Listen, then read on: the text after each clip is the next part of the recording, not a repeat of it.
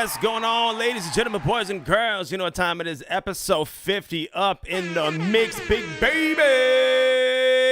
Shout out to Sally Wang 666 from Sino Global for coming on. Before we get to it, you know what time it is. I am your host, Gaddis TV. What's going on? And let's do it. You know what I mean? If you got yourself an Android or an Apple phone, go ahead to the Play Store and or the App Store. Do yourself a favor, download the FTX app and stay up to date with the latest cryptocurrencies and NFTs. Without further ado, let's get to it. Alrighty, and now we are live and direct. So first off, Sally, I want to say thank you for taking some time out of your actually morning. So thank you for that. Thanks for having me, guys. Really appreciate it. 100%. For the people that will be listening, coming in, and just listening in general, really just a quick background. Kind of who are you? What were you doing before crypto? And what got you interested in crypto in general? For sure. So hey everyone, I'm Sally from Sino Global Capital. So basically, I do like portfolio services here. That's basically like, helping early stage projects, especially our platforms, identify their, market approach and, help them establish a China market strategy from there to one. And I also help, provide some step-by-step guides, for our portfolio companies, for their China market entry. So, prior to crypto, actually, I come from a communication and a media background.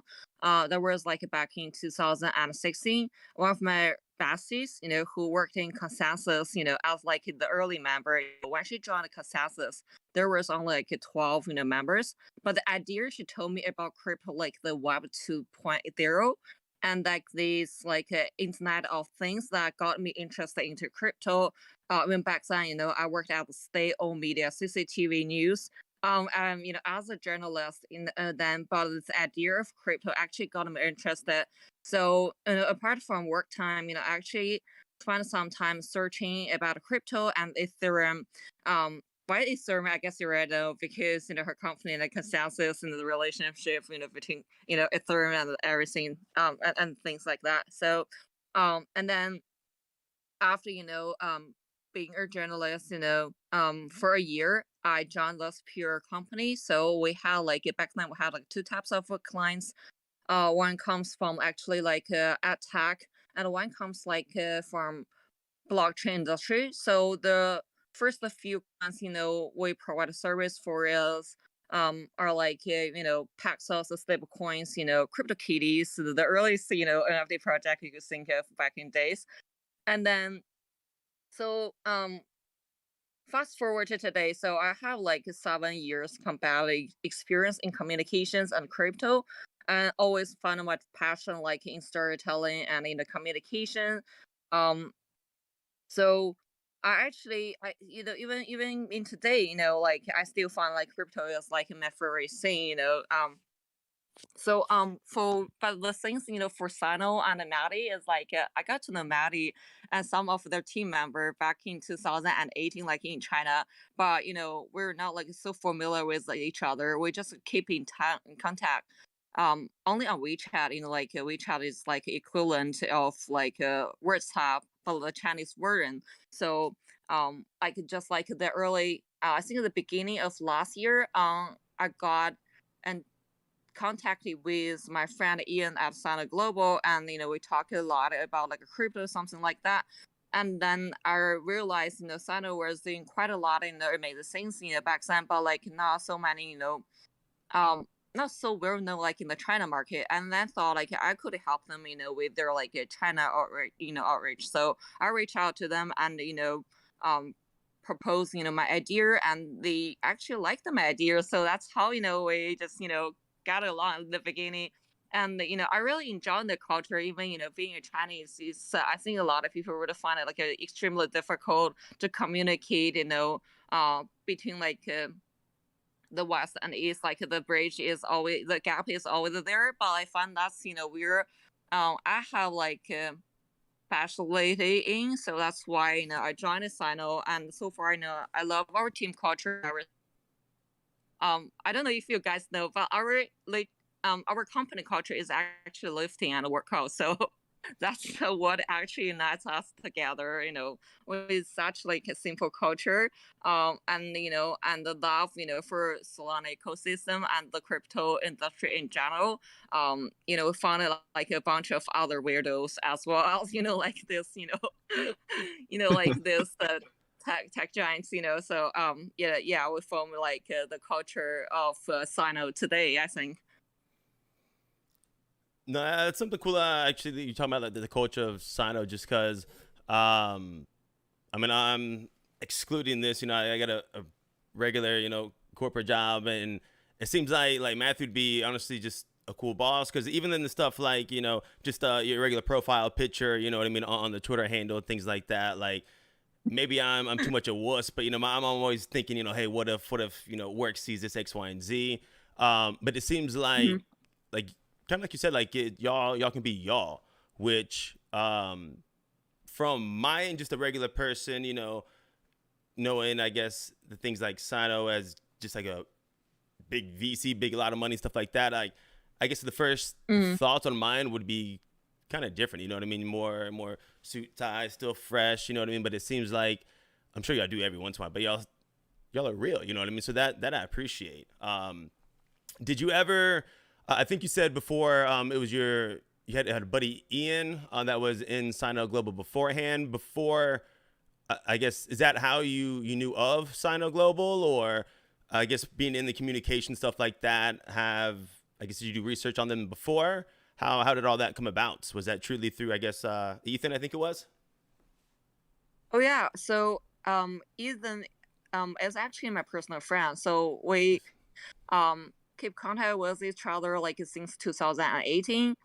We just like, I think back in 2019, we stopped like that like a connection for like a little while, and then just like after a year, I think Sano somehow did like quite a some really big deals like that actually caught my attention, and then think oh, that was timing, I should actually reach out and find out what they've been doing. So yeah, that's how we actually get together and start this work work relationship.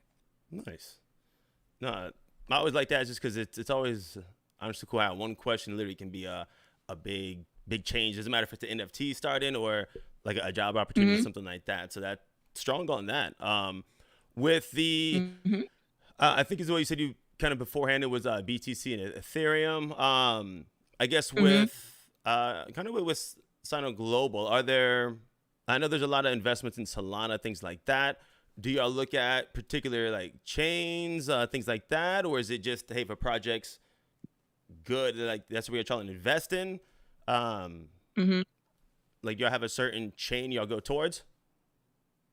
Actually, no, we are actually chain agnostic. So it's just like we invest in Solana because we invest in some like early, projects that were actually built on top of Solana, like Serum.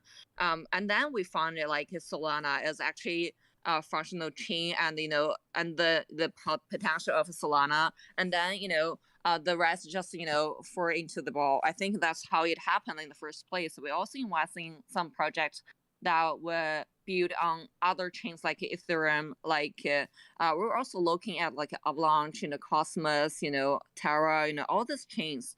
And we, if you look at our plot layers, you will find out that we actually invest in quite a lot, like tech layers, Mhm. infra, and some like trading protocols. I think that has something to do with Matt's background. Matt actually has some like a trading experience before, and he just really, and I think the first thing, our investing principle is always people. If we like the people, we like the founders, if we find the synergy, and we definitely we would go all in, no matter what. So regardless of what, so that's kind of like our investing principles. So um yeah, we don't only invest in one chain, but like you can already tell, we're super bullish on Solana. But like it doesn't mean like we don't look at other chains. We do. We're chain agnostic, and we're super bullish on like this multi-chain future. So that's the future we're looking into. Nice. No, I love it. Kind of speaking of future, just I'll probably be jumping all over the place to be honest with you. So, like future with the metaverse, things like that. Where, I guess, what do you see like the metaverse as? I guess company wise, do y'all see that as being more, I guess, being games in there, kind of like the VR stuff like that, or does either Sino get hype on certain metaverse things, or I guess what are your thoughts on what the metaverse could be just in general? You know what I mean? Um, yeah, for sure. I think Metaverse definitely was one of the biggest topic throughout the year. Oh, actually last year.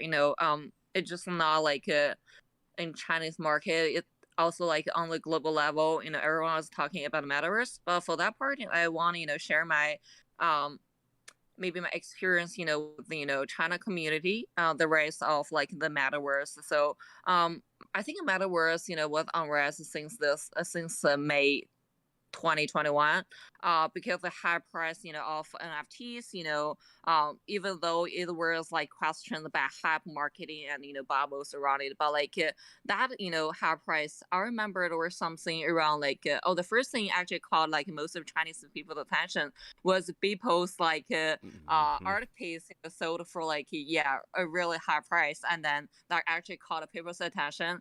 And then the second thing, I think it was some Chinese like NFT projects. I could name a few, like earlier in the very Chinese project and the model NFT. I think like for that part, I want to see like there are two directions I see um going on like for China market. The first one is like this NFT project. The other one like collaborate with tech giants like Alibaba, Tencent.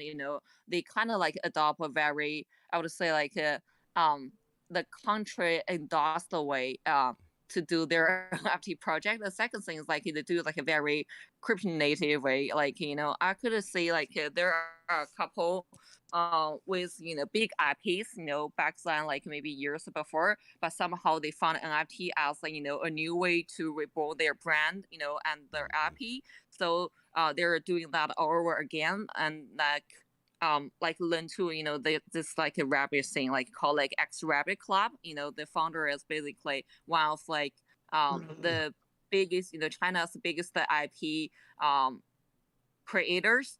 So I think that's like just two directions I saw from the China market. Um, so I would just definitely see, China is embracing like the metaverse and NFT culture as much as possible. It's just not in the way that like the crypto is embracing it. It's like a total different things, I would say. I was wondering too. The we don't really get to see a lot about the Chinese culture in crypto. Like, what is the Chinese crypto culture like? Do you see like a lot of adoption? All we really see over on the West here is just like a bunch of Mm-hmm. headline news stuff. Like we've like China's banned Bitcoin or something, but we don't really get to see like from a Chinese consumer point of view. So like what's the culture like over there? I think the culture wise, I think Chinese people on the big part, they do appreciate like they do have like the same like beauty appreciation towards like certain projects like BYC, AYC, CryptoPunk. Oh, for that part, I want to share like a story. I just found out like China actually on WeChat only like has this like the biggest CryptoPunk owner group with more than Nice. 100 people in there. Yeah. Yeah. All big names like in China crypto world, like Fish, like the mining giants, and I know like a couple, like the founder of like Dragonfly and like some others of like founders of other VCs. They all own like one or a couple like crypto punks, and they join the group. Okay. It's very exclusive. I only got to see screenshot of that group chat, like so. Yeah, Right. that's the thing. Yeah, so Chinese people also like really love that. And then the second thing is like I do know like not just like a China community, but also like the Taiwan community do love like BAYC. I also Yeah. happen to know like some like Taiwan, Taiwan communities actually owns like a large amount of like BAYC. They really like BAYC culture.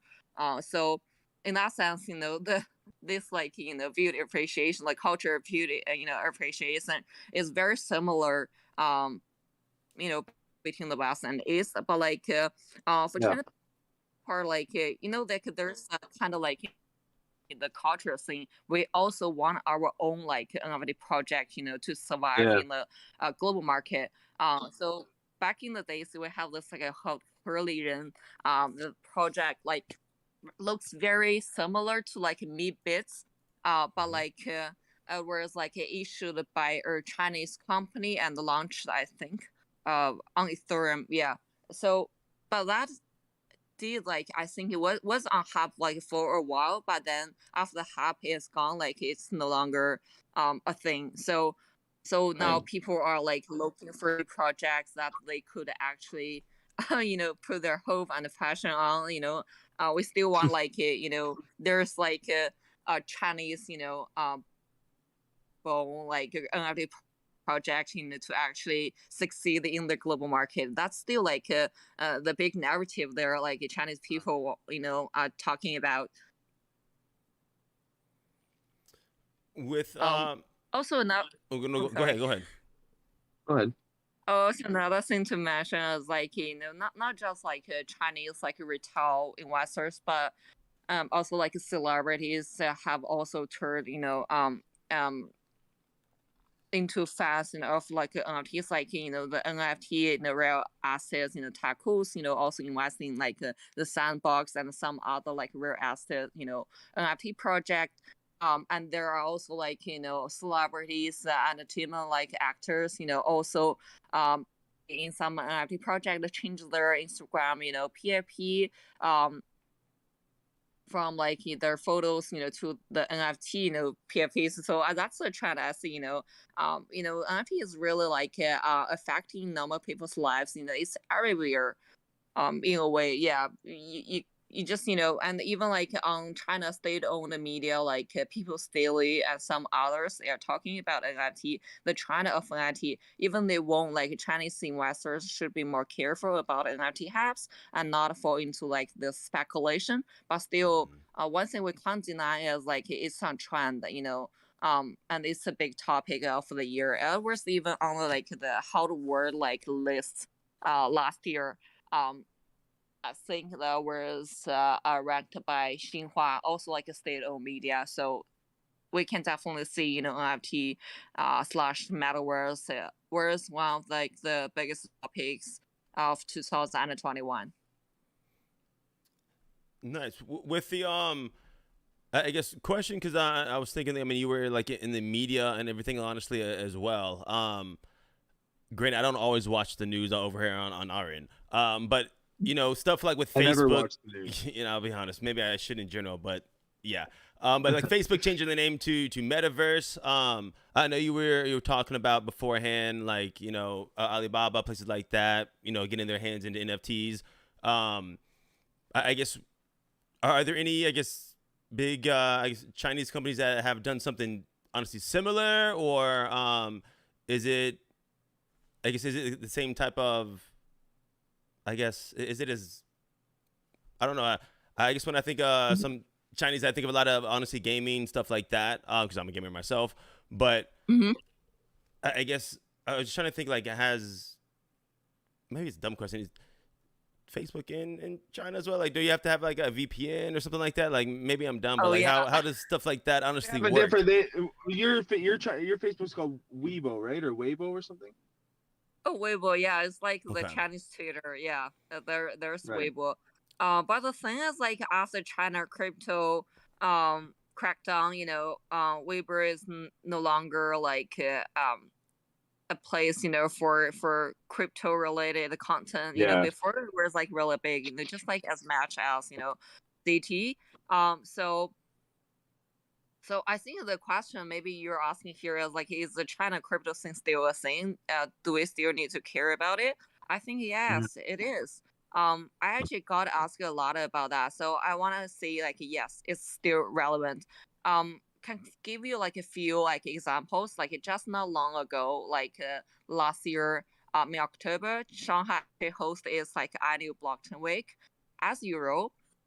With a significant change, which was like there are more like young crypto Gen Z newcomers, and the half is still there, despite like the high, like domestic pressure, but undoubtedly like the event link place is becoming more and more popular, even like on the global stage.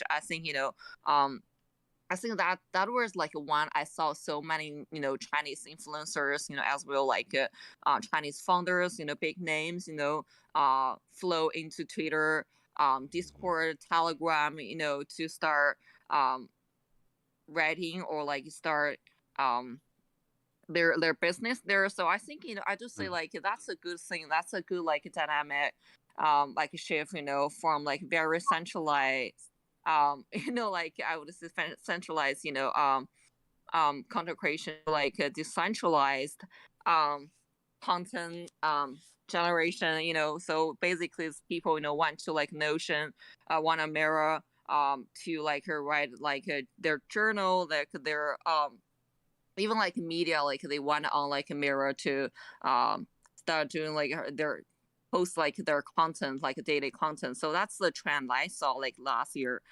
um Yeah. No, I mean with honestly, I was thinking and I was trying to think as well with oh snap! Like I remember when I first started streaming, there was a thing called Steam, STEEM, and it was like the well, like the Reddit of basically the internet, and now I think that's evolved basically to Hive, stuff like that, which mhm. is Justin Moon. I mean, honestly, is he out of China? Am I way off on that one, or like who? I guess honestly, who are the big names in like crypto with China? Yeah. So there are a couple and who are also on Twitter. I could say like like we just say like a fish. One of the largest used to be like Chinese manners like in world in history. And then something some people like people who work um in centralized exchange like OKS or Huobi, but they do have their own like account on Twitter and like a very big one. And there are some like influencers, and who are like very influential, like NFT or like Metaverse, like Cao like Fan Huan and some others, I could name. So those people like it. So my point is like after Mhm. like, China crypto, city is no longer city. There's another thing called like a Chinese city. So like it's quite different. Like people, Chinese people, only tweeted in Chinese, Mhm. but on Twitter. So that was like I didn't see that happen like before last year or like even before October last year. But that so for now like most of these like influencers at least per my observation actually accumulated more than 10 to like 50K like followers in just like 1 or 2 months, because most of Chinese, I think it was the time, most of Chinese, abandoned their like Chinese social media platform and went on Twitter. And because we think Twitter is safer here, for most of like crypto related communications. Um, I mean, I guess honestly, that makes total sense as well. I remember I was reading some of the posts yesterday. I think it was in Russian, and I just wish I knew more languages in Mm-hmm. general. So, shout outs for you for knowing honestly both. You know what I mean in on that one. With I guess kind of more. I don't know if it'd be like company question or just like your question. Like what are your thoughts on I mean, actually, I'll ask a question because I gotta get my system in the back of my head around. With the cryptocurrency stuff like that, and I remember reading some stuff, earlier that honestly a lot of people always saying dudes, man, but there's a lot of honestly females in crypto. I think you're the first Mm-hmm. person we've hosted. We've had some artists that's been on, like from projects and stuff. Realistically, do you are there a lot of female, I guess, people in crypto? And then I'm assuming there are. And then what gets a female interested? Is it the same honestly stuff as a guy? You know what I mean? Where you're seeing investment stuff like that, or what? In your opinion, what entices, Mm-hmm. I guess, your friends as females into honestly crypto? Oh yeah, I think that's one thing that I like it about crypto. I think crypto is so fair to everyone, regardless of the gender that we're in. Because I feel like especially like in the China market, female. I feel like females do have more power or to say something. And I could name a few in the CMO thing before they were before the world were turned into something else. CMOs is a big thing like in China, like He, the CMO of Binance, and Sarah like this kind of CMO kind of role at Huobi and some other. Actually, I think it was like this, girls like on the global market who actually spoke about and let people see female can do a lot of things like in crypto, and then and in really and I do see quite a lot of female actually working like this senior role, like even at C level. I do see that very often like in other industry, but only in crypto. I think that's kind of like the difference I see here. No, I like it because like I mean I'll tell my sister about some stuff and she'll always ask me, and I'm not again always up to date unfortunately with all the biggest, I guess, not female influencers but just females that are into it and loving it because Mm-hmm. I don't know, I want to get family involved with stuff, but it's one thing when it's your brother saying, "Hey, look at this stuff," compared to someone else like you who's female killing it in positions that you are, and just in enjoying things. You know what I mean? Um, so shout out to all the Mm-hmm. females Mm-hmm. out there. Just in crypto in general. You know what I mean? You gotta show some love. Look at money just laughing at me. I guess honestly, like with crypto, are there any like, I guess, big misconceptions? I was reading some things, and I'll kind of wrap it up soonish. We're getting close to that 30-minute mark. Um, Kind of like with money said, when like on the us westerns here, we hear get banned on crypto. Is it just the mining stuff like that gets banned, and is it because I guess too much power, or is it the trading of like that gets banned? What exactly gets banned when a ban happens in China? Okay, yeah. So actually, there was not the first year that China wanted to ban. So that happened that thing can be traced back to like 2017. So back then, some Chinese, ministries and communications actually issued something similar to what we saw last year, and they wanted to ban crypto. And then after that year, even years after, that literally happened. Um, a few years, every a few years. But this year, I think the things is a little different because China took like a tougher stance on cryptocurrencies since last May. And then, so basically, they want to ban two things. One thing is like a cryptocurrency related trading activities. The second thing is like mining farms in China. So for now, I think we can see like at least mining farms are no longer in China because of this the regulation and the bans. So most of the mining farms, I just to give you some background. China used to account for like more than 75% of hash power Yeah. around the globe. That's actually quite like a big number. Yeah. But just after that, I think even back in the beginning of last year, China still accounted for more than 50% of the hash power. Yeah. But after that, I think no longer, we don't we no longer dominate like the mining industry. So most of like at least that's what I heard. Like most of like Chinese miners actually moved migrate like their mining Offshore. facilities, yeah, offshore, like to out like Canada, like US, or some like um you know Yeah. like Kazakhstan, like Russia, like yeah, places like that. Even What like do you think with that like is? high, How sorry. come why do you think that why do you think that is? Because like I remember all those videos coming out on Twitter that like all the ASICs, all the ASIC miners getting like crushed with um like these big Hmm. rolling machines and stuff like that. Yeah. And like each one of those machines, like people on Twitter were losing their minds because each one of those ASIC miners are worth like 60 grand, 70 grand, and there's like a full Yeah. lot of them just getting rolled. And I was just like everyone's like losing their mind. It was funny shit to watch. But like why do you think they're cracking down a little bit on the mining and the trading? What do you think that's all about?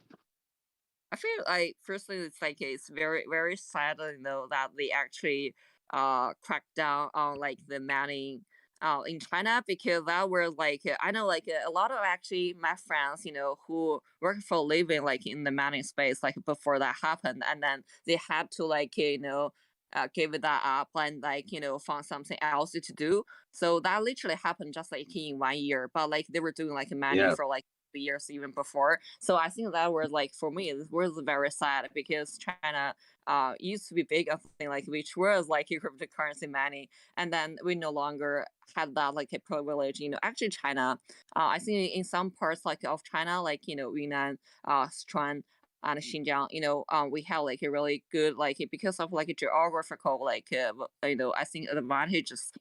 So like in some places we can use like hydropower, and some places we can use like electronic power. So that's those actually advantages make Chinese, I think China's like electricity power extremely like cheap, compared to like Yeah. the global, like standard, right? Yeah. That needs So, to be generated with coal and shit. Yeah. 100%. yeah, yeah. Um, Yeah. I think that was probably like a part of reason, the government saw like the mining stuff like it was utilizing too much of the power, like that they were like occupying like people's like daily like usage of like the power. I think that was part of reason, but um for long I couldn't really see like why, but like it seems like Chinese government wanted to do that like for years. It's just like they wanted to like cut it off, like literally cut it off like last year. So Yeah. that happened.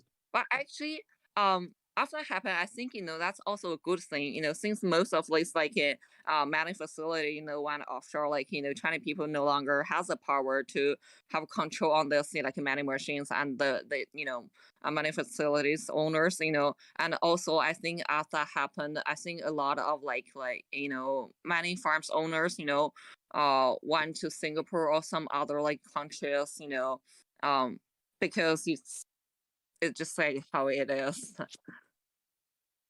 Hmm. I mean, I'll say last question, but it's probably like two, maybe three more, if that.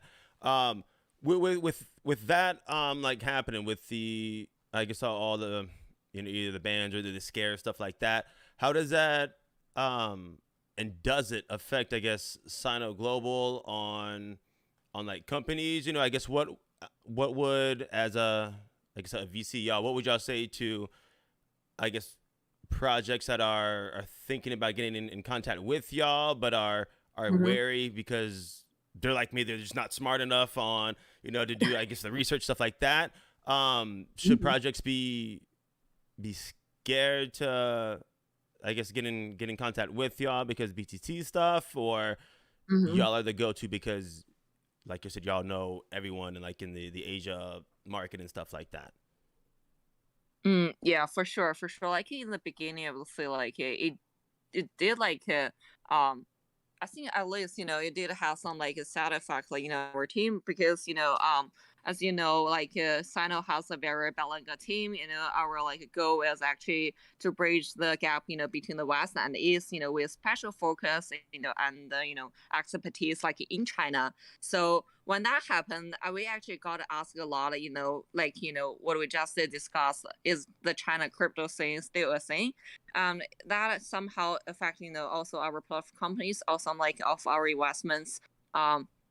Some companies want to ask us like, if China market is still thing that they should be considering, because China market is still quite big, but they just don't know will that happen, if they should still be doing like the China market.